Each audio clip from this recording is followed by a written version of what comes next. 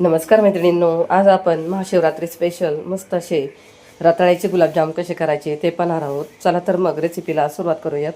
तर आज आपण उकडलेले रताळ्याचे गुलाबजाम करणार आहे. त्यासाठी ते मी हे 4 उकडलेली रताळे घेतलेत. 4 ते 5 शिट्ट्या करून रताळे उकडून घेतलेत. आता याची साल काढून घ्यायची.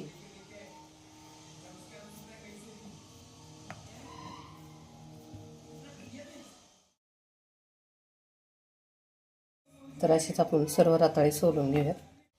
तर आपले रताळे आता सोलून झाले, आपल्याला खिसून घ्यायचे. तर रताळे सोलून खिसूनच घ्यायचे. खिसल्यामुळे ना त्याच्या फोडी राहत नाही, व्यवस्थित अशा मग ते मळले जातात. तर इथे आपली सर्व रताळे खिसून झालेले आहेत. आता आपण हा रताळ्याचा खिस मोजून घेऊयात, म्हणजे आपल्याला तेवढीच मिल्क पावडर घेता येईल. तर आता आपण एका वाटीत हा रताळ्याचा खिस काढून घेऊयात.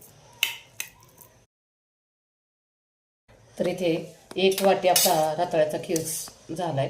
आता आपण ह्यामध्ये टाकून घेऊया. तर इथे आपण त्याच वाटीने 1 वाटी मिल्क पावडर घेतली. आता यामध्ये टाकून घेऊया.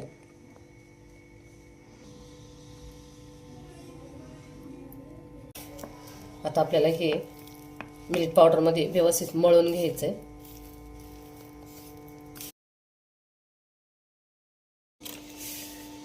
तर इथे हे बॅटर आणखीन पातळ आहे. मग आता यामध्ये आणखीन मी अर्धी वाटी मिल्क पावडर घेतली. काही वेळेला रताळी थोडीशी पातळ होतात, म्हणजे जास्त पाणी शोषली जातात. काही रताळी नाही शोषली जात, त्यामुळे त्यानुसार आपल्याला या मिल्क पावडर टाकावी लागते. तर ही आणखीन पातळ, आपल्याला घट्ट गोळा झाला पाहिजे याचा.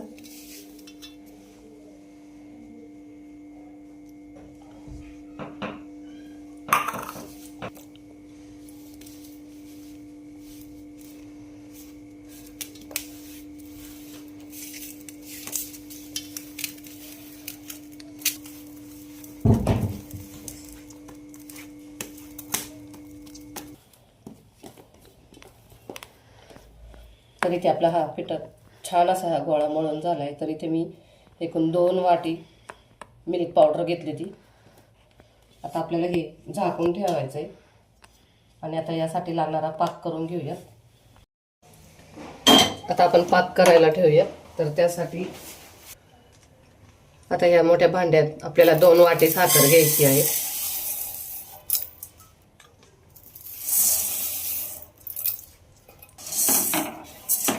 आता ही साखर एकसारखी करून घेऊन आपल्याला आता साखर बुडेल इतकंच यामध्ये पाणी टाकायचं.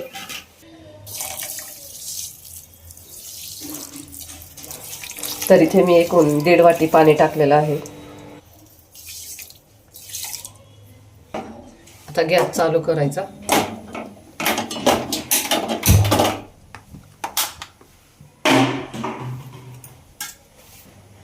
आता ही साखर आपल्याला सतत ढवळून घ्यायची आहे, त्याला उकळी येऊन द्यायची.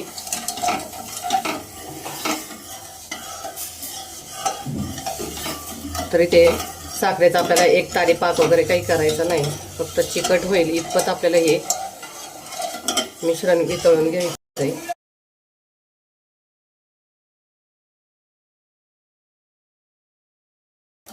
तर इथे मस्त अशी साखर आपली विरघळली आहे आणि आता याला उकळी आली. आता आपल्याला हा पाक 1 ते 2 मिनिटं उकळून घ्यायचा आहे. तर इथे 2 मिनिटं झालेले आहेत, तयार आहे.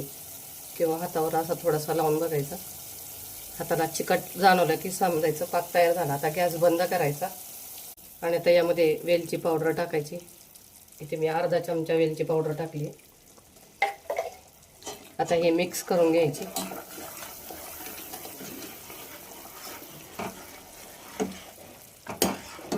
आता आपण हा पाक झाकून ठेवायचा आहे. हा कोमट असतानाच आपल्याला यामध्ये गुलाबजाम टाकायचे. गुलाबजाम करून घेऊ. तर इथे पीठ छान असं मुरलंय, घट्ट झाले. तर यात आपल्याला हे पीठ पुन्हा एकदा थोडंसं हाताला तूप लावून घ्यायचं आणि हा गोळा मळून घ्यायचा.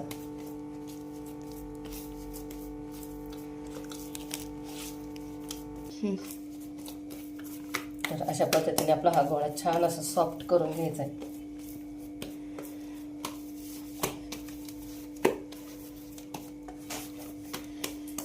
तर इथे हे मळून झाले. आता आपण हे छोटेसे गुलाबजाम करून, आता हाताला थोडंसं तूप लावून घ्यायचं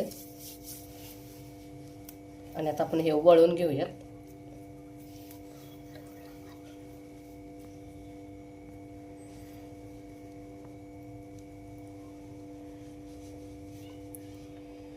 इथे तुम्ही पाहू शकता किती मस्त असे प्लेन मऊसूद असे गोळे झालेत.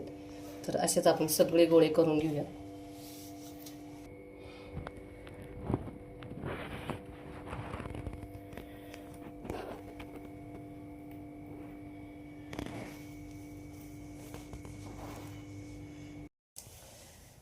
तर आपले ते सगळे गुलाबजाम तयार करून झालेत. आता आपण तळायला घेऊयात.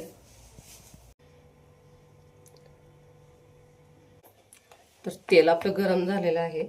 आता गॅसची फ्लेम मध्यम करूयात आणि आता यामध्ये गुलाबजाम सोडायचे. तेल जास्त गरम नाही पाहिजे, एकदम हलकं गरम झालेलं असलं पाहिजे.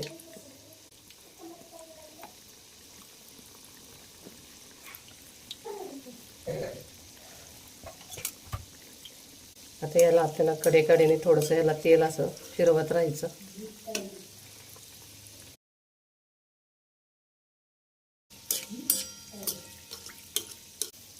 आता गॅसची फ्लेम मध्यम आचेवर ठेवून आपल्याला हे तळून घ्यायचे.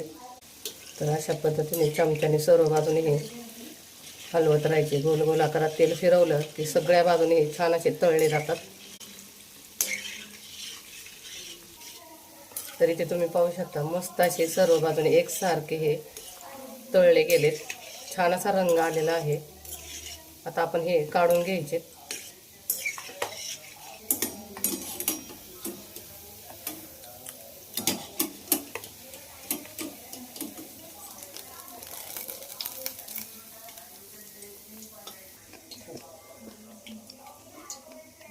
आता यावरलं झाकण काढून हे गरम गरमच आपल्याला ह्या पाकामध्ये टाकून घ्यायचे.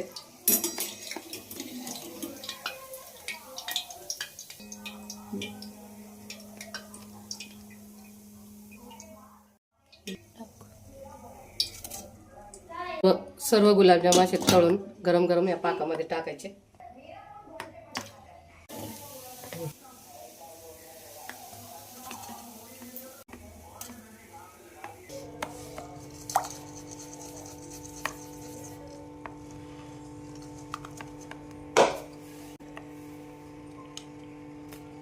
तर सर्व गुलाबजाम असे पाकात मुरवून द्यायचे.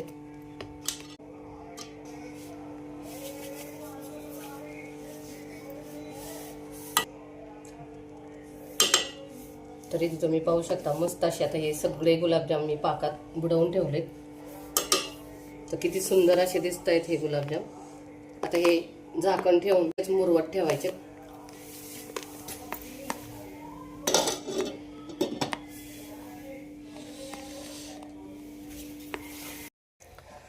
तर इथे 1 तास झालेला आहे.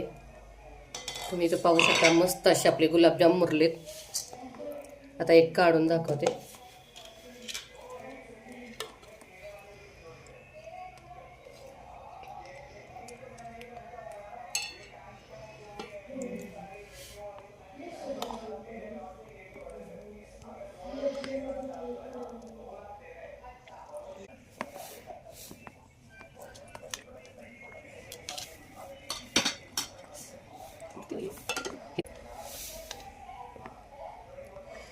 तर ते मस्त आपले हे गुलाबजाम मुरलेले आहेत.